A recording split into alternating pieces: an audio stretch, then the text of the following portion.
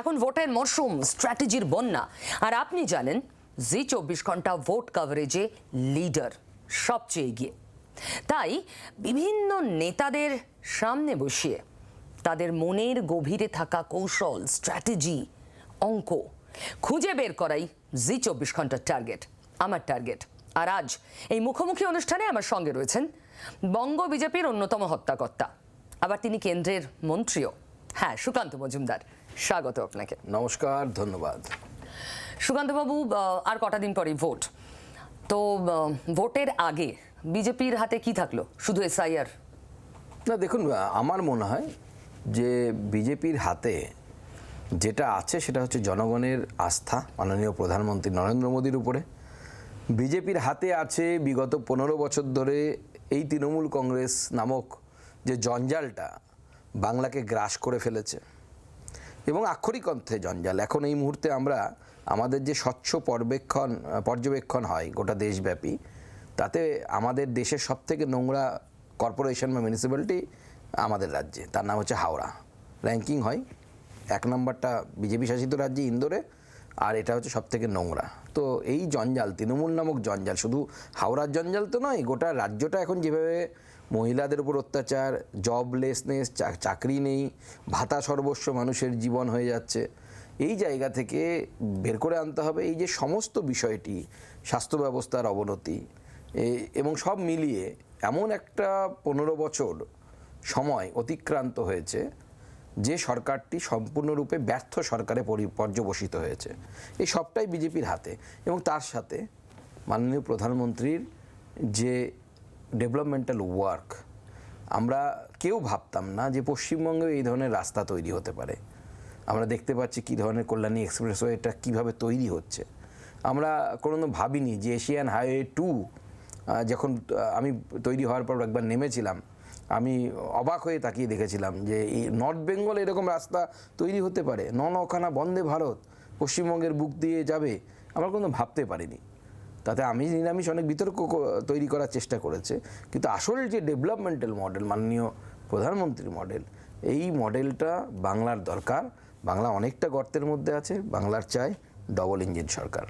আচ্ছা, এটা কি আপনারা অস্বীকার করতে পারেন যে স্বপ্ন দেখাচ্ছেন উন্নয়নের, কথা বলছেন মুখে নারী নিরাপত্তার, আসলে আপনারা ভিতরে ভিতরে যেটা করছেন সেটা আর চাপা থাকছে না, উইচ ইজ ক্লিয়ারলি ডিভিশন, এবং যেটা ধর্মীয় বিভাজন, যেটা আপনাদের হয়ে করছে স্যার কমিশন?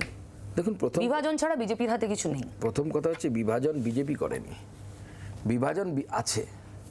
বিভাজন আছে বলেই এখানে বছরের পর বছর ধরে, এখানে বলতে ভারতবর্ষের বাইরে অনেক দেশও হচ্ছে, সেই দেশও এখন ভুগছে। সেই জন্য যে সেকুলারিজমের নামে শুধুমাত্র একটি ধর্মীয় সম্প্রদায়কে তোষণ, তার ফল আমরা দেখতে পাচ্ছি। বিভাজন তো আছে, ভারতের সংবিধানের মধ্যে এমন কিছু স্কোপ রেখে দেওয়া হয়েছে যেখানে বিভাজন আছে। আপনাদের কাছে এগুলো মনে হতেই পারে, আপনি আপনার কোয়েশ্চেন রেজ করতে পারেন কেন এটা হবে, কিন্তু শুধু ভোটের দিকে তাকিয়ে কেন? না, ভোটের মানে এইগুলো নিয়ে যত প্রশ্ন করবেন, ভোটটা কি উল্টো দিকের ভোটটা কি আপনাদের কাছে আসবে? না, ভোটের বিষয় নয়। দেখুন, আপনাকে ওই ইতিহাসকে তো মানতে হবে, ইতিহাসকে তো আপনি অস্বীকার করতে পারেন না, এবং ইতিহাস থেকে শিক্ষাও নেওয়া প্রয়োজন আমাদের দেশটা বিভাজন হয়েছে কিসের উপর ভিত্তি করে বিভাজন হয়েছে? অর্থনৈতিক বৈষম্যের উপর ভিত্তি করে হয়নি, লেখাপড়ার বৈষম্যের উপর ভিত্তি করে হয়নি, কোনো বিশেষ জাতিগত কারণে হয়েছে। রেসিয়াল যেটাকে আমরা বলি, religion is not a race, তো সেই রেসিয়াল কোনো আলাদা জাতি, দুটো আলাদা ডিএনএ, তার জন্য ভাগ হয়েছে, বা ব্লাড গ্রুপ আলাদা তার জন্য ভাগ হয়েছে না। সিম্পল কারণ, it has been divided on the basis of religion. এই সত্যটাকে, ঐতিহাসিক সত্যটাকে যতদিন বাংলার মানুষ, ভারতবর্ষের মানুষ অস্বীকার করবে, ইতিহাস থেকে সে শিখতে পারবে না। তো এটা তো বলা অন্যায় কিছু নেই। পশ্চিমবঙ্গ তৈরি হয়েছিল কেন? পশ্চিমবঙ্গ তো তৈরি হওয়ার দরকার ছিল। তাহলে বিজেপি মুসলমানদের পাশে না তাদের এগেইনস্টে? আমরা ভারতীয়দের পাশে। মুসলমানরা ভারতীয় নয়?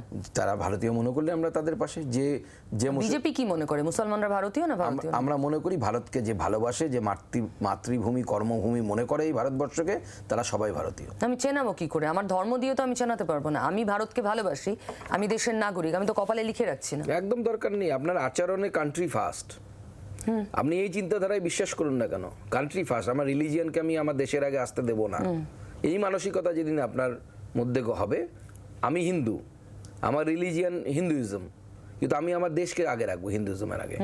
এই মানসিকতা সবার মধ্যেই আসা দরকার। তো যিনি মুসলিম তিনি দেশকে ভালোবাসবেন না? অবশ্যই ভালোবাসা উচিত। কেন? আমরা এপিজে আব্দুল কালামের মতো রাষ্ট্রভক্ত পেয়েছি, আশফাকুল্লাহ খানের মতো রাষ্ট্রভক্ত পেয়েছি। আবার দুর্ভাগ্যের বিষয় আমরা দাউদ ইব্রাহিম পেয়েছি, দেশের সাথে যে বেইমানি করেছে। এক্স্যাক্টলি।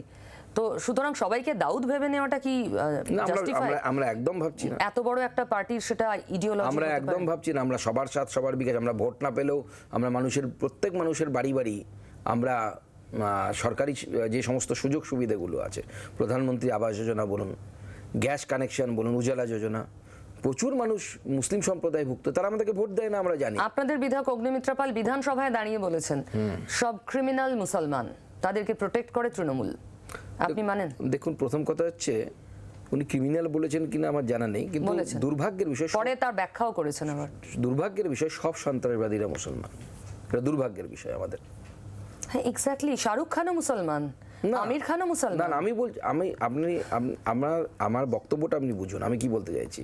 আমি বলছি দুর্ভাগ্যের বিষয়, ধর্মের নামে কোনো ধরনের হিংসা, সে যে কোনো ধর্ম সম্প্রদায় করুক না কেন, সেটা অ্যাকসেপ্টেবল না। মুসলিম ভোট আপনারা চান না? চান না? অবশ্যই চাই, কিন্তু আমরা পাবো না, জানি আমরা সে। এবং সেটা বুঝে গিয়ে আপনারা একেবারে অল আউট যান ওদের এগেনস্টে? ওদের এগেনস্টে না, আমাদের দেখুন ব্যক্তির সাথে কোনো ইয়ে নেই, আমাদের ওই চিন্তাধারা, ওই ধরনের চিন্তা ভাবনার জন্য তার আমরা বিরোধী। বা পশ্চিমবঙ্গে কত রোহিঙ্গা রয়েছে? দেখুন, এর তো কোনো তথ্য নেই যে কত আছে, কারণ এই রাজ্য সরকার চাইলেই তথ্যটা রাখতে পারতেন। রোহিঙ্গারা যত আছে তার থেকেও ডেঞ্জারাস হচ্ছে এটা রোহিঙ্গাদের এবং অন্যান্য বাংলাদেশি মুসলমানদের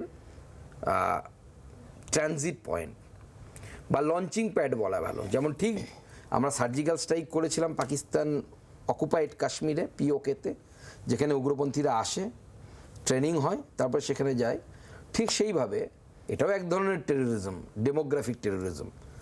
বাংলাদেশ থেকে এসে ভোটার কার্ড, আধার কার্ড বানানো হবে পশ্চিমবঙ্গে, সেখানে তারা 6 মাস, 1 বছর, 2 বছর থাকবে, ভোটার কার্ড, আধার কার্ড হয়ে গেল তৃণমূল নেতাদেরকে পয়সা দিয়ে, তারপরে এখান থেকে হায়দ্রাবাদ, এখান থেকে বেঙ্গালুরু, এখান থেকে কাশ্মীর, এটা পুরো প্ল্যানফুলি হচ্ছে। না, কেন্দ্রীয় স্বরাষ্ট্রমন্ত্রক কি বাংলার বর্ডারটাকে ছেড়ে রেখেছে এই বাংলাদেশি মুসলমানদের ঢোকার জন্য? দেখুন, বর্ডার ঢুকছে কি করে? বর্ডার, আপনি কোনো বর্ডারে গেছেন কিনা আমার জানা নেই। ভারতবর্ষের এই যে ডিভিশন যেটা হয়েছিল, ঋষি অরবিন্দ বলে গেছিলেন, this partition of India, division না, sorry, partition, this partition of India is artificial. উনি বলেছিলেন, ওনার বক্তব্য আছে, লিখিত বক্তব্য আছে ওনার বইয়ে। তার কারণ আপনি জিওগ্রাফিক্যালিও দেখতে পাবেন। আপনি যদি আমার এলাকায় যান, আমি অন্য এলাকা ছেড়েই দিলাম, আপনি আমার এলাকায় গেলে দেখতে পাবেন যে ডিমার্কেশন করা যাচ্ছে না, কোনটা বর্ডার এরকম বহু জায়গা আছে, ফেন্সিং নেই, একটা ইটের এপার ওপার ভারত বাংলাদেশ। আপনি টাকিতে চলে যান, নদী টুক করে পার হয়ে এলেই আপনার এপারে এলে ইন্ডিয়া, ওপারে গেলে বাংলাদেশ। ভারতবর্ষের বিভিন্ন জায়গায় বর্ডার এরকম আছে। এবার এই অনুপ্রবেশ আটকানোর একটাই বুদ্ধি, সেটা হচ্ছে ভারতবর্ষের যত এজেন্সি আছে, বিএসএফ, পুলিশ, ইন্টেলিজেন্স এজেন্সি, রাজ্য সরকারের এবং কেন্দ্র সরকারের, সবের কোঅর্ডিনেটিং এফর্টস দরকার, সবাই মিলে একটা কাজ দরকার। এফর্টটা মিসিং ছিল এতদিন। বাংলাতে তো এফর্ট নেই, কোথায় এফর্ট? বিএসএফ কাজ করেনি, কেন্দ্রের অন্যান্য এজেন্সি, ইন্টেলিজেন্স কাজ করেনি। ইন্টেলিজেন্স আপনি দিন, মিটিংয়ে আসে না। আমাকে দুঃখ করে হোম সেক্রেটারি বলছিলেন একদিন, এক জায়গায় আলোচনা হচ্ছিল আমাদের, মিটিংয়ে বসে না পর্যন্ত। দিল্লিতে যে সমস্ত মিটিংয়ে ডাকা হয় আমাদের অফিসারদেরকে, পশ্চিমবঙ্গের অফিসারদের যেতে দেওয়া হয় না। এটা কি ধরনের মানসিকতা হতে পারে? আপনার সাথে আমার রাজনৈতিক মতভেদ থাকতে পারে, আপনি আমার উপরে নানা রকম আরোপ লাগাতে পারেন, আপনি আমার উপরে নানা রকম অভিযোগ করতে পারেন, আপনি আমাকে ভোটে হারাতে পারেন, কোনো অসুবিধা নেই। তাই বলে দেশের স্বার্থের সাথে কম্প্রোমাইজ? দেশকে আমি আগে রাখবো না? 550 কিলোমিটারের উপরে আপনার ফেন্সিং বাকি, এখনো আপনি ল্যান্ড দিচ্ছেন না এই দেশকে সুরক্ষিত করার জন্য। কোথায় যাবো এরপরে আমরা, যদি ডেমোগ্রাফি চেঞ্জ হয়ে যায়? এই ভয়টা তো আপনারা দেখাচ্ছেন, এটা বাস্তব কতটা সত্যি এগুলো অন্য পয়েন্ট। এই ভয় এবং তার সঙ্গে ডেমোগ্রাফির ভয়, জনবিন্যাস চেঞ্জ হয়ে যাবে, হিন্দুরা সংখ্যালঘু হয়ে যাবে, এই ভয় দেখানো, এবং সেই সঙ্গে অনুপ্রবেশকারীর থিওরি এস্টাবলিশ করা মমতা ব্যানার্জিকে পরাস্ত করতে যথেষ্ট। দেখুন, প্রথম কথা হচ্ছে আমরা ভয় দেখাচ্ছি না। ইতিহাসে যেটা ঘটেছে আমরা সেটা মানুষকে বলছি। আমার পূর্বপুরুষ 1947-এ পালিয়ে আসতে বাধ্য হয়েছিল, এটা ঐতিহাসিক ফ্যাক্ট, ঐতিহাসিক সত্য। তো আমাদের তো অস্বীকার করার জায়গা নেই। বাংলার 10 কোটি মানুষ ধরে নিই যদি আমি, তো 10 কোটির মধ্যে তো 50%-এর বেশি তো বাঙাল। সুনীল গঙ্গোপাধ্যায় তো সেকুলারিজম ওপারে করতে পারেননি, এপারে এসে তাকে সেকুলারিজম করতে হয়েছে।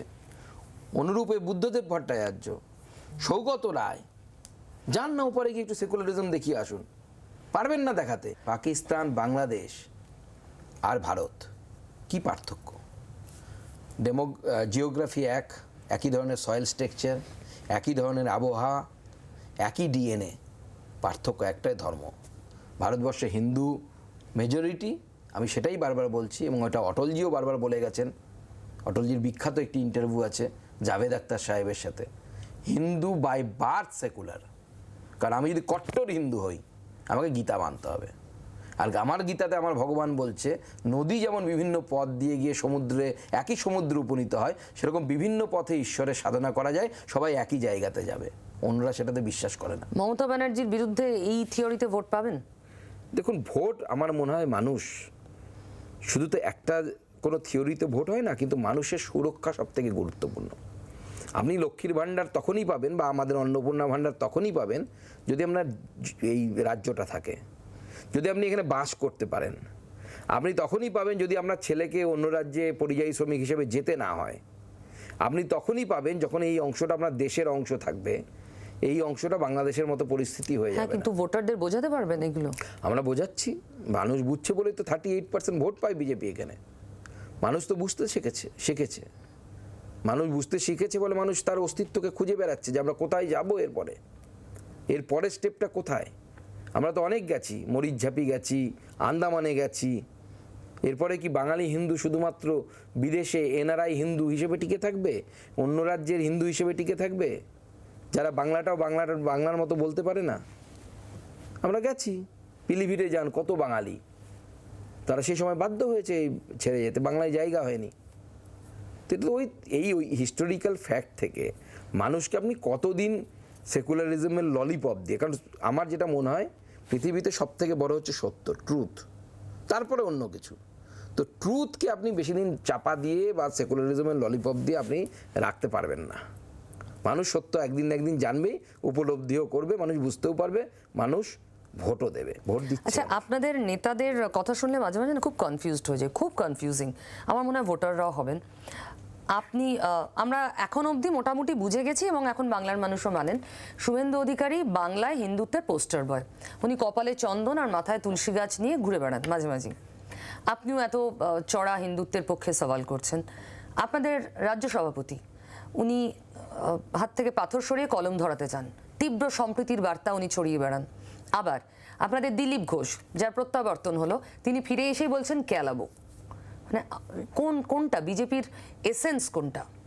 দেখুন, যেরকম ভারতীয় জনতা পার্টির আমাদের আদর্শ এবং তার যে কার্যকলাপ, তার একটা নির্দিষ্ট পদ্ধতি আছে। আমরা ভারতবর্ষের যে সংবিধান তাকে মেনে চলি, বিজেপির সংবিধান অনুসারে আমাদের পার্টি কাজ করে।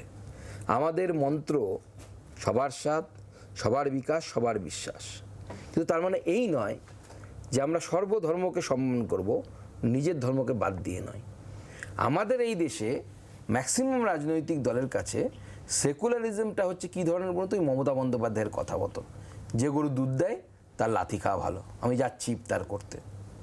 এই যে মানসিকতা, আমি ধরুন আপনি ইসলাম ধর্মাবলম্বী, আপনি যদি দুর্গাপুজোয় পোস্ট করেন হ্যাপি দুর্গাপুজো, আমিও বলবো হ্যাপি ঈদ আপনাকে। আপনি দুর্গাপুজোয় মুখ ঘুরিয়ে বসে থাকবেন আর আমি আপনাকে হ্যাপি ঈদ বলবো, এটা হতে পারে না। দু হাতকেই সামনে এগিয়ে আসতে হবে। আমরা এই নীতিতে বিশ্বাস করি। আমি ততখানি ইসলাম ধর্মকে সম্মান করি যতখানি একজন ইসলাম ধর্মাবলম্বী মানুষ আমার হিন্দু ধর্মকে সম্মান করে।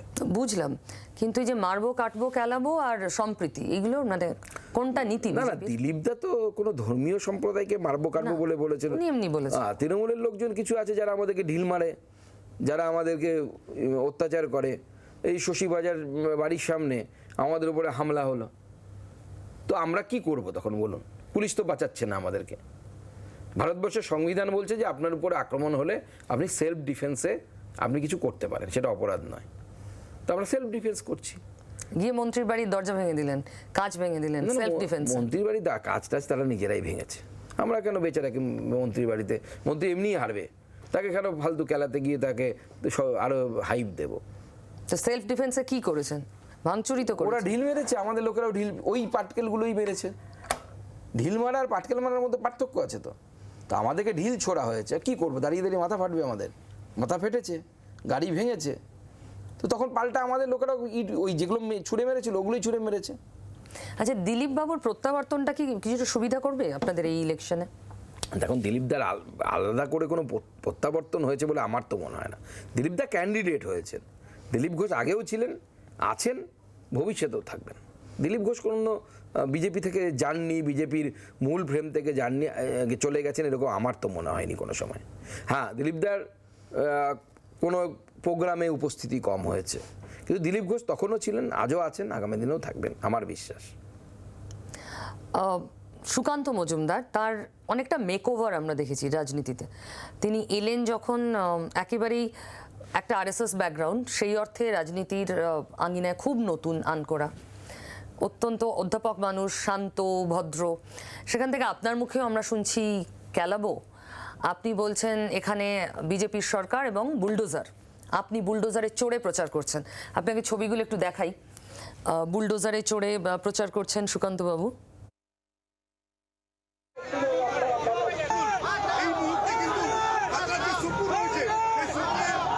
এটা রানীবাঁধের ছবি, আপনি বুলডোজারে চড়ে প্রচার করেছেন। দেখুন, আমি তো বলেছি আমাদের এই রাজ্যে অরাজকতা এমন জায়গায় পৌঁছে গেছে, কিছুদিনের জন্য শক্ত না হলে হবে না।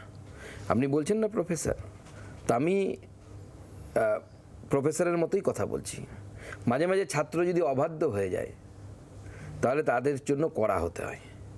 আমি যখন ইউনিভার্সিটিতে পড়াতাম, আমার এক জোড়া, একজন ছাত্র এবং একজন ছাত্রী, তাদের রিসেন্টলি বিয়েও হয়েছে, আমাকে নেমন্তন্ন করেছিল। তো তারা একটা অপরাধ করেছিল, আমি কি অপরাধ করেছিল সেটা বলছি না। তো আমি বকাঝকা করেছিলাম এবং ছেলেটি এতটা অসুস্থ হয়েছিল যে আমি কারা টাচও করিনি, কিন্তু তাকে হসপিটালে ভর্তি করার মতো অবস্থা হয়ে গেছিলো। শিখেছিল, পরে দুজনেই নেট কোয়ালিফাই করেছে, এখন দুজনেই বিয়ে করে ঘরকন্যা করছে, আগামী দিনে হয়তো কোনো না কোনো কলেজের প্রফেসর হবে, নেট যখন কোয়ালিফাই করেছে, জিআরএফ পেয়েছে। তো মাঝে মাঝে ছাত্রদেরকে সঠিক পথে আনতে গেলে শাসনও প্রয়োজন হয়। বাংলার এখন বর্তমানে যে পরিস্থিতি, বাংলায় মহিলাদের সুরক্ষা মানে চ্যালেঞ্জের মুখে পড়েছে, আমি বলছি লিটারেলি চ্যালেঞ্জের মুখে পড়েছে। কারণ পুলিশকে এখানে মানে যারা রাজনৈতিক দল করে, শাসক দল করে, তারা পুলিশকে ধর্তব্যের মধ্যে আনে না, গিনতির মধ্যে আনে না, গুনেও না যে এরা পুলিশ। এই ধরনের পরিস্থিতি তৈরি হয়েছে। এইভাবে অ্যাডমিনিস্ট্রেশন চলতে পারে না, এইভাবে প্রশাসন চলতে পারে না। প্রশাসনের ভয় হওয়া উচিত। আজকে উত্তরপ্রদেশে ক্রাইম করতে লোকে ভয় পায় কেন? মহিলাদের উপরে বিশেষ করে। ঘটনা ঘটে না তা নয়, উত্তরপ্রদেশে ক্রাইম হয় না, হয়, কিন্তু ভয় পায়। দিল্লিতে ক্রাইম হচ্ছে না, দিল্লিতেও আপনাদের সরকার আসার পর ক্রাইম হয়নি। না, ক্রাইম কোন সরকার পেরেছে যে একদম ক্রাইম বন্ধ করে দিতে? হ্যাঁ, তো সেটাই তো তৃণমূল এক্স্যাক্টলি এই যুক্তি দেখায়। না, তৃণমূল ক্রাইম বন্ধ করতে পারবে না আমরা সেটা জানি, কমাতে তো পারবে। কমছে কোথায়? অ্যাসিড হামলাতে আমরা মনে হয় গোটা দেশের চতুর্থ এখন বর্তমানে। দেশের সিংহভাগ অ্যাসিড হামলার ঘটনায় পশ্চিমবঙ্গে ঘটছে। অ্যামোনিয়াম নাইট্রেট পাওয়া যাচ্ছে কলকাতার বুকে, কয়েক হাজার কিলো, 100-200 কিলো না। জিলাটিন স্টিক পাওয়া যাচ্ছে পাথরের খাদানে, বীরভূমে, যে জিলাটিন স্টিক দিয়ে কলকাতার হয়তো একটা বড় মেট্রো স্টেশন উড়িয়ে দেওয়া যেতে পারে। তার মানেটা আপনাকে বুঝতে হবে, এই জিলাটিনগুলো কোথায় যায়? জিলাটিন স্টিকগুলো শুধু কি পাথর খাদানে ব্যবহৃত হয়, নাকি পাথর খাদানকে সামনে রেখে ভারত বিরোধী কোনো কার্যকলাপ চলছে? তো অভিযোগ এবং এত স্ট্রং পয়েন্টস আপনাদের হাতে আছে, তাও বাংলা কিছুতেই হাতে আসে না। কি সমস্যা বলুন তো বাংলায় বিজেপির জন্য? বাংলার একটা বড় সমস্যা ডেমোগ্রাফি। 30% মুসলিম ভোট, যারা সেই জন্যই এসআইআর করলেন এত তড়িঘড়ি, শেষ হবে কিনা জানি না। না, এসআইআর তো গোটা দেশে হয়, নির্দিষ্ট সময় অন্তর অন্তর হয়, 10-12 বছর বিভিন্ন ভ্যারি করে যদিও সেটা। এসআইআর তো দেশের 1956 সাল থেকে হচ্ছে। না, এসআইআর এর টার্গেট হচ্ছে সমস্ত বৈধ ভোটারের ভোট অধিকার এনশিওর করা, একদম, এবং যা কিছু বেনজল আছে সেটাকে বের করে দেওয়া। This the simple target. এখনো অবধি ভোট অ্যানাউন্স হয়ে গেছে, 9 তারিখে লাস্ট ডেট। ফাইনাল লিস্ট বের করার এখনো অবধি প্রায় 35 লক্ষ অ্যাডজুডিকেটেড, যার ছানবিন হয়নি। না না, এটা কেন হচ্ছে? অন্যান্য রাজ্যে কেন হলো না?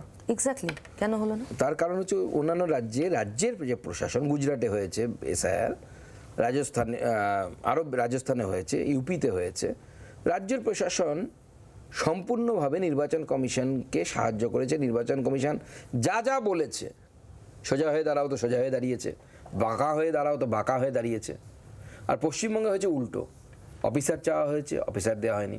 এসআইআর করতে দেবো না, অদ্ভুতভাবে এসআইআর করতে দেবো না। আচ্ছা বলুন তো, কিন্তু এসআইআর কোনো কাজ তো আটকায়নি, কমিশন তো এরকম অভিযোগ করেনি যে আমরা কাজ বন্ধ রেখেছি 10 দিন। না না না, সব তো কমিশনকে করতে হয়েছে কিভাবে? বাইরে থেকে লোক নিয়ে করতে হয়েছে, অবাংলাভাষী অফিসারদেরকে দিয়ে করতে হয়েছে। সুপ্রিম কোর্টে বিষয় তো আলোচিত হয়েছে, সুপ্রিম কোর্ট পর্যন্ত বলেছে, হাইকোর্ট বলেছে, কলকাতা হাইকোর্ট বলেছে যে আপনারা রাজ্য সরকারের অফিসার দিন, বাংলাভাষী অফিসার দিন। দেয়া হয়নি। এখানে রাজ্য সরকার প্রতি পদে বাধা দেওয়ার চেষ্টা করেছে, বিএলওদেরকে টাকা দেওয়া হয়নি ঠিক মতো, কম্পিউটার অপারেটর অর্থাৎ যারা ডেটা এন্ট্রি করেন তাদেরকে লাগানোর কথা ছিল, ঠিকমতো লাগানো হয়নি। প্রতি পদে বাধা দিয়ে এসআইআরটাকে বানচাল করে দেওয়ার চেষ্টা হয়েছে। এখন এই ধরনের একটা সমস্যা তৈরি হয়ে গেছে। কী হবে আমরাও জানি না, কারণ ম্যাটারটা সাবজুডিস, সুপ্রিম কোর্টের হাতে আছে। সুপ্রিম কোর্ট যা চিন্তাভাবনা করবে, সুপ্রিম কোর্ট যা সিদ্ধান্ত নেবে, আমরা সেটাকে মেনে নেব। সুপ্রিম কোর্ট বলেছে তো 9 তারিখের মধ্যে প্রকাশ করতে হবে, ওটাই কাট অফ ডেট, কারণ নমিনেশনের লাস্টে। হ্যাঁ, তার মধ্যেই বের করতে হবে। এবার যদি বের না হয় তারপর সুপ্রিম কোর্টের কাছে যাবে সবাই। তার মানে যারা বৈধ ভোটার তাদের তো ভোটাধিকার গেল। এবারে ধরুন আমি অ্যাডজুডিকেটেড, আমার তালিকা যদি নাম না বেরোয় শেষ পর্যন্ত, তো আমার তো ভোটাধিকার থাকলো না। দেখুন, যেহেতু পুরো বিষয়টি সুপ্রিম কোর্টের বিচারাধীন, আমার মনে হয় আপনার বা আমার কারোরই কোনো স্পেকুলেশন করা এই মুহূর্তে ঠিক হবে না। সুপ্রিম কোর্ট সিদ্ধান্ত আমরা নেবে। স্পেকুলেশন করছি না, অঙ্ক কষছি। না, অঙ্কের ভিত্তিতে মনে হচ্ছে না পসিবল। না, পসিবল হতেও পারে, সুপ্রিম কোর্ট অন্য কোনো ব্যবস্থা করতে পারে তাদের জন্য, সেটাও হতে পারে। তো স্যার আপনাদের জিতিয়ে দেবে। তো স্যারের সাথে আমার জেতানোর, আপনাদের নেতাই বলেছেন, শ্রমিক ভট্টাচার্য, নেতা মানে সভাপতি। না না, আমি এসআইআর বিজেপি এসআইআর না, বিজেপির বক্তব্য আমাদের শ্রমিকদা স্পষ্ট করে বলেছে যে এসআইআর না হলে পরে আমরা ভোটে যেতে রাজি নই। তার কারণ হচ্ছে এসআইআরের মধ্য দিয়ে আমরা আমাদের ভোটার লিস্ট, সেই ভোটার লিস্ট স্বচ্ছ ভোটার লিস্ট দরকার। 24 লাখ মৃত ভোটার ছিল। আপনি ডেটা বের করুন তো, অ্যানালাইসিস করুন আপনার চ্যানেলকে দিয়ে, যে এই 24 লাখ মৃত ভোটার কোন কোন বিধানসভায় ছিল, এবং তাদের 2-4টে স্যাম্পল স্টাডি হিসেবে নিয়ে দেখুন যে ভোটিং পার্সেন্টেজ লাস্ট লোকসভাতে হয়েছে সেই ভোটিং পার্সেন্টেজের সাথে ম্যাচ করে। অনেক জায়গায় দেখবেন যে যা ভোটার আছে তার থেকে বেশি ভোট পড়েছে অনেক জায়গাতে। আমরা একটা ক্যালকুলেশন করে দেখেছি যে অর্জুন সিংয়ের লোকসভাতে, এই গত লোকসভাতে 40,000 কমসে কম ফেক ভোটিং করানো হয়েছে, অর্থাৎ যারা ভোটার নেই তাদের ভোটটা ফেলে দেওয়া হয়েছে। মুসলিম বুথগুলোতে সিপিএম বর্তমানে এবার ঠেকাতে পারবেন? আমার মনে হয় ঠেকানো যাবে। তার কারণ না রয়েগা বাস, না বাজেগি বাঁশুরি। মৃত ভোটারের নামই যদি না থাকে, হ্যাঁ মাঝখানে যারা মারা যাবে তাদের নামে তৃণমূল আবার ভোট ফেলে দেবে, সেটা কোনো আটকানোর জায়গা নেই সত্যি কথা বলতে। কিন্তু ভারতবর্ষ এখন সব দিক থেকে ডিজিটাল হচ্ছে। এখন আপনি সবজি কিনতে গিয়েও কিউআর কোড স্ক্যান করে পয়সা দেওয়ার জায়গায় পৌঁছে গেছি আমরা দিও হয়তো প্রাত্যহিক জীবনে। এখন তো এটা হওয়া উচিত না। একটা একটি ডেমোগ্রাফি ম্যাচিওর কখন বলবো? আমার একজন ভোটার মারা গেল, তার এন্ট্রি হচ্ছে শ্মশানে হোক বা কবরস্থানে হোক, সঙ্গে সঙ্গে তার নাম ভোটার লিস্ট থেকে ডিলিট হবে। এই ধরনের একটা সিস্টেম তো থাকা উচিত। কিন্তু সিস্টেমটা কি রাজনৈতিক দলের দায় নাকি কমিশনের তো দায়? Obviously it's duty of commission. হ্যাঁ, তো কমিশন নিজের কাজ করেনি তাহলে? না, কমিশন কাজ করবে কিভাবে? কমিশন কি কোনো আলাদা করে কোনো অবয়ব আছে নাকি? কমিশন প্রসেস করবে। কমিশন হচ্ছে রাজ্য সরকারি কর্মচারীদের উপর ভিত্তি করে কাজ করে। রাজ্যে পুরো মেশিনারিটা একজন লোক শুধু বসেন, তিনি হচ্ছেন চিফ ইলেকশন কমিশনার, যেখানে যে মনোজবাবু আছেন, মনোজ আগরওয়াল। তার নিচে পুরো সিস্টেমটা কারা? ডিএম, বিডিও, এসডিও, তাদের উপরে বিএলও হচ্ছে অঙ্গনারীর দিদি। এরাই তো সিস্টেম, রাজ্য সরকারি সিস্টেম। ভোট কারা করে? Presiding officer. আমি প্রিজাইডিং অফিসার হয়ে 2টো ভোট করিয়েছি। প্রথম যখন স্কুলে চাকরি পেয়েছিলাম পঞ্চায়েত ভোট করিয়েছি, আবার যখন কলেজে চাকরি পেলাম তখন তো আপনি তৃণমূলের শিক্ষক সংগঠনও করেন? না, একদম ভুল তথ্য। তৃণমূল তো তাই দাবি করে। তৃণমূল তো অনেক কিছুই দাবি করতে পারে, তৃণমূল এরপরে হয়তো দাবি করবে মমতা বন্দ্যোপাধ্যায় শাখায় যেতেন আরএসএসে। ইভেন পার্থ চট্টোপাধ্যায়ের কাছে আপনি আপনার স্ত্রীর চাকরির বদলির তদবিরও করেছেন, এরকম তথ্য সামনে এসেছে। কিভাবে হতে পারে? আমার স্ত্রীর তো মিউচুয়াল ট্রান্সফার হয়েছে। মিউচুয়াল ট্রান্সফার মানে আমি আমার চেয়ারে বসে স্কুলে আছি, আপনি আপনার স্কুলে আছেন, আমি আপনার জায়গায় যাব, আপনি আমার জায়গায় আসবেন। এর মধ্যে তদবিরের কি দরকার? মিউচুয়াল ট্রান্সফার কোনো তদবির করে হতে পারে? হ্যাঁ, জেনারেল ট্রান্সফার তদবির হতে পারে। আমি এই স্কুল থেকে ওই স্কুলে যেতে চাই, এগুলো সব মিথ্যে, স্বাভাবিকভাবে মিথ্যে। এতে আমি তো যখন ক্লাস 11-এ পড়ি তখন থেকে রাষ্ট্রীয় স্বয়ংসেবক সংঘের আমি স্বয়ংসেবক এবং লাগাতার কাজ করে গেছি। যখন আমি সরকারি চাকরি করি তখনও আরএসএস এর কাজ করে গেছি, আমি দার্জিলিংয়ে আরএসএস এর কাজ করেছি, আমি শিলিগুড়িতে কাজ করেছি থাকা অবস্থায়। সবাই জানে সুকান্ত মজুমদারের আলাদা সার্টিফিকেট প্রয়োজন হয় না। এখনও ফেসবুকে, তখন তো অত ফেসবুক চালু হয়নি, লোকের অ্যালবামে খুঁজলে হাফ প্যান্ট পরা স্বয়ংসেবকের ছবি হিসেবে সুকান্ত মজুমদারের স্বয়ংসেবক পাওয়া যাবে। হাফ প্যান্ট পরা সঙ্গের গণবেশ মানে হচ্ছে সে পুরনো স্বয়ংসেবক, নতুনরা ফুল প্যান্ট পরে থাকে, আমরা ওখানে ফুল প্যান্ট ইউজ করি, কিন্তু সেই সময় হাফ প্যান্ট পরা স্বয়ংসেবক খুঁজে পাওয়া যেত না। সুকান্তবাবু, এবারে আপনাদের লিস্ট খুব তাড়াতাড়ি বার করেছেন, তৃণমূলেরও আগে বিজেপির লিস্ট বেরিয়ে গেছে, যেটা ইউজুয়ালি হয় না, আমরা আগের ভোটে অন্তত দেখিনি, বেশ কয়েকটা ভোটে, কিন্তু এখনো 38 জনকে খুঁজে পাচ্ছেন না। না, 38টি সিটে একাধিক নাম শেষ পর্যন্ত এসে দাঁড়িয়ে গেছে, উল্টো মানে বেশি আমরা নাম হয়ে গেছে, মানে দুটোতে অবধি আমরা পৌঁছে গেছি ওই 38টাতে, অন্যগুলোতেও মানে এক ম্যাচ করে গেছে সবার সিদ্ধান্ত। হ্যাঁ, কোনো ক্ষেত্রে মেজরিটির কথা মানা হয়েছে। এইভাবে তো হয় একটা টিম যখন বসে। এই 38টি জায়গায় আমাদের দুটো করে এমন নাম বা তিনটে করে এমন নাম চলে এসছে, কারা বেটার হবে সেটা আমরা বুঝতে পারছি না, সেই জন্য একটু দেরি হচ্ছে, আমার বিশ্বাস হয়ে যাবে। এখানে আমরা যখনই কোনো তালিকা বেরোয়, যেমন তৃণমূলের তালিকাতেও খোঁজাখুঁজি চলে, এখানেও দেখলাম শ্রমিক ভট্টাচার্য তার পুরনো অনেক সতীর্থ যারা ক্যান্ডিডেট লিস্টে জায়গা পেয়েছেন, যার মধ্যে রিতেশ তিওয়ারি অন্যতম নাম, আবার শুভেন্দু অধিকারীর অনেক অনুগামী, দাদার অনুগামী, তারা অনেকে জায়গা পেয়েছেন, কিন্তু এমন কাউকে কি মানে আমরা দেখলাম যে সুকান্ত মজুমদারের অনুগামী মানে দাদার অনুগামী কি দলে আছে যারা টিকিট পেয়েছে? এবার সবাই আমার অনুগামী, আমি কাউকে আলাদা করে অন্য কারো অনুগামী হতে দেবো কেন? রিতেশ তেওয়ারি আমার খুব কাছের লোক। কিন্তু আপনি থাকাকালীন তার উত্থান আমরা দেখিনি, মানে সভাপতির দায়িত্বে থাকাকালীন। না, সে তো সাময়িকভাবে রাজনীতিতে সময় আসে। আমাদের রাজনীতিতে কি করি আমরা, প্রত্যেকেই কিছু না কিছু ছোটোখাটো ভুল করি, পার্টি তখন তার বিরুদ্ধে ব্যবস্থা নেয়, তার একটা স্প্যান থাকে, সেই সময়টা পার হয়ে গেলে পরেই আবার সব ঠিক হয়ে যায়, তো সেরকম হয়। তো এতে এতে মানে শুভেন্দু অনুগামী, শ্রমিক অনুগামীরা অনেকে জায়গা পেয়েছেন, সুকান্ত অনুগামীরাও টিকিটের তালিকায় জায়গা পেয়েছেন। আমার কোনো অনুগামী নয়, আমি পার্টির অনুগামী, আমি পার্টির অনুগামী, আমার কোনো অনুগামী আছে বলে আমি তো মনে করি না। হ্যাঁ, আমি বিজেপির নেতা, পার্টি আমাকে নেতা বানিয়েছে, বিজেপির একজন কর্মী, আমি কর্মী হিসেবে কাজ করি, পার্টি আমাকে যে দায়িত্ব দেয় সেই দায়িত্ব পালন করি, এবং আমি আজ অবধি এমন কাউকে দেখিনি যাদেরকে আপনি এর অনুগামী, ওর অনুগামী, ওর কাছের লোক বলে বলছেন, তারা কেউ সুকান্ত মজুমদারকে অপছন্দ করে আমি তো এখনো পর্যন্ত খুঁজে পাইনি। কিন্তু সুকান্ত মজুমদার কি অপছন্দ করে অশোক লাহিড়ীকে? এরকম শোনা যাচ্ছে অশোক লাহিড়ীর তালিকা থেকে বাদ পড়ার পিছনে অন্যতম কারিগর সুকান্ত মজুমদার। না না, এটা একদমই সম্পূর্ণ ভিন্ন, মানে ভুল তথ্য। অশোকদা ক্যান্ডিডেট হলে আমার চাপটা কম হতো, আরও আমাকে যেতে হতো না এতবার। নতুন ক্যান্ডিডেট দিয়েছে, আমাকে বেশিবার যেতে হবে, এখন বালুরঘাটে বেশি সময় দিতে হবে।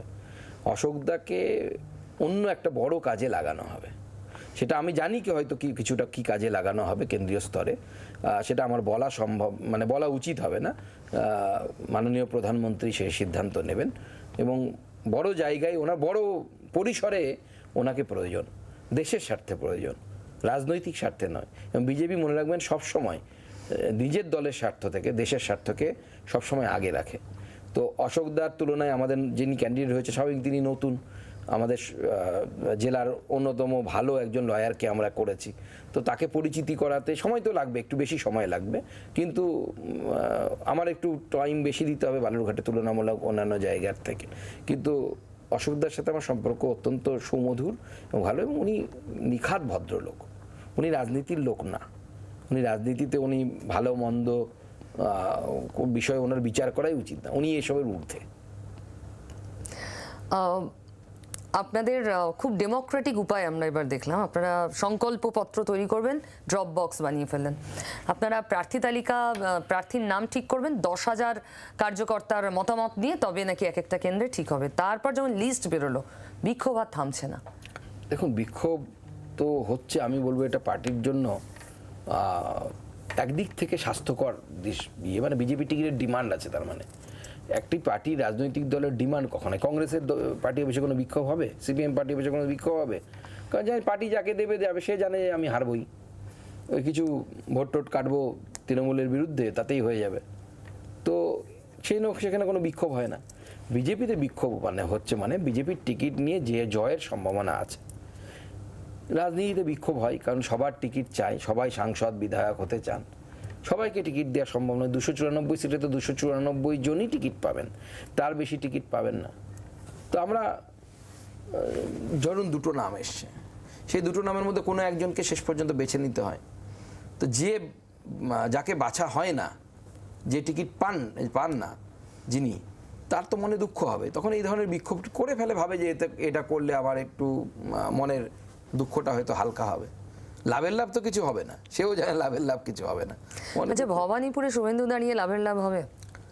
আমার তো মনে হয় শুভেন্দুদা এবার মুখ্যমন্ত্রীকে, এর আগেবার ইয়েতে হারিয়েছিলেন, নন্দীগ্রামে হারিয়েছিলেন, এবার ভবানীপুরেও উনি মাননীয় মুখ্যমন্ত্রীকে হারাবেন। শুধু আপনারা ভাবছেন, বাস্তব কি তাই? ফাটকা খেললো না বিজেপি? দেখুন, ফাটকা খেলার তো কোনো বিষয় নেই। এর আগেও আমরা দেখেছি শুভেন্দুদা তাকে হারাতে পেরেছে, সেই জন্য শুভেন্দুদাকে তার বিরুদ্ধে দাঁড় করানো হয়েছে, যাতে তিনি আবার আরেকবার হারাতে পারেন। মমতা বন্দ্যোপাধ্যায় চাপে থাকবেন, তার ফলে আমাদের রাজনৈতিক কিছুটা হলেও সুবিধা হবে। স্ট্র্যাটেজি। এই ভোটে সুকান্ত মজুমদারের কন্ট্রিবিউশন কি? পার্টি যা কন্ট্রিবিউট করতে বলবে, আমাকে যেখানে যেখানে প্রচারে যেতে বলবে আমি প্রচারে যাব। আমার জন্য প্রচারের যে সূচি বলুন বা জেলা বলুন বা সিট বলুন, পার্টি ঠিক করে দেবেন। আমি পার্টির সৈনিক। পার্টি যদি বলে দারোয়ানের কাজ করো, দারোয়ানের কাজ করব। পার্টি যদি বলে রাজার রোল প্লে করো, তো রাজার রোল প্লে করবো। যদি মন্ত্রীর রোল প্লে করো, তো মন্ত্রীর রোল প্লে করব। পার্টি যা বলবে সেটাই করব। আমি লাইফকে এইভাবে দেখি।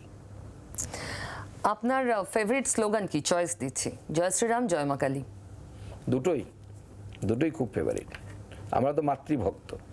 আর আমি বরাবরই বলি, আমার বাড়িতে তো আমি সংখ্যালঘু, আমার বাড়িতে মহিলা প্রধান বাড়ি, এবং আমার জীবনেও তাই। আমার মা না থাকলে আমি একাডেমিক্যালি এই জায়গায় পৌঁছতে পারতাম না।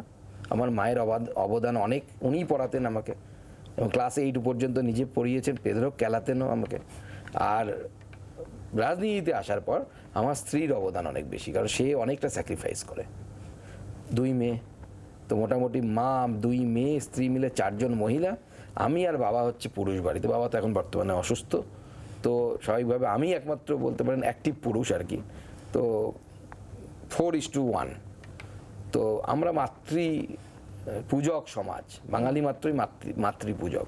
আর ভগবান রামচন্দ্র হচ্ছে আমাদের আদর্শ, একজন রাষ্ট্রপুরুষ কেমন হওয়া উচিত তার নিদর্শন। তো দুটোই আমার কাছে সমান প্রিয়।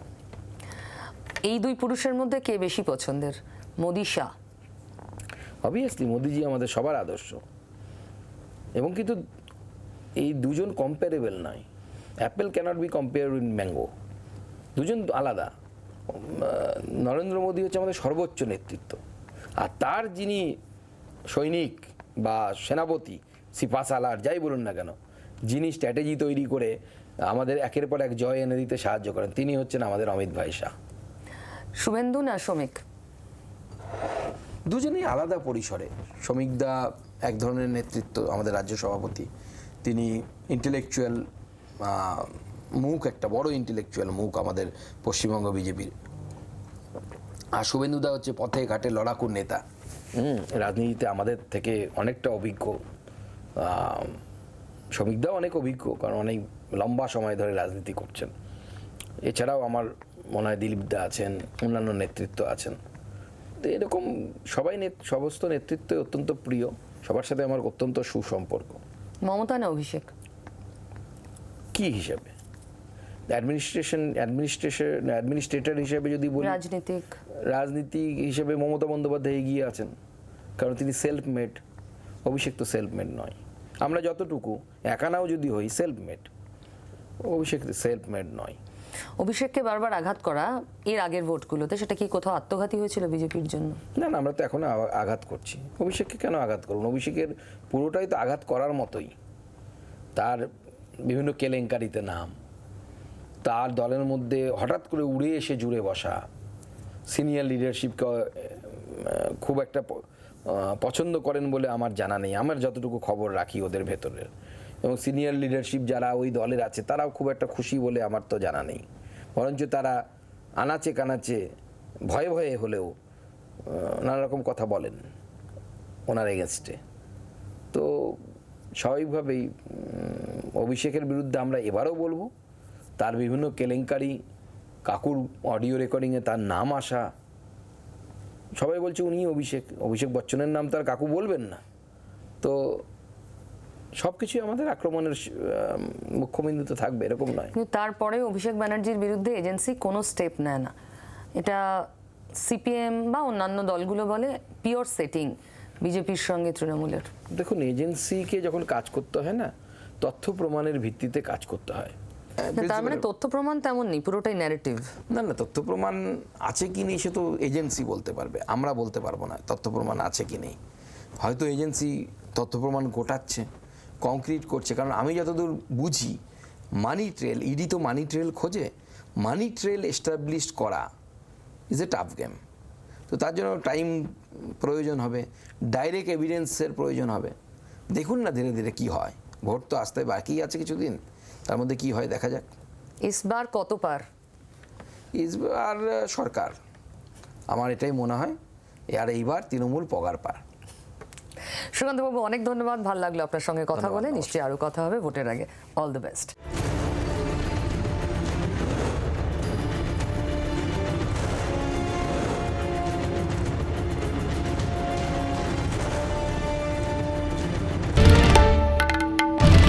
বাংলার আওয়াজ, বাঙালির আবেগ, জি 24 ঘন্টা।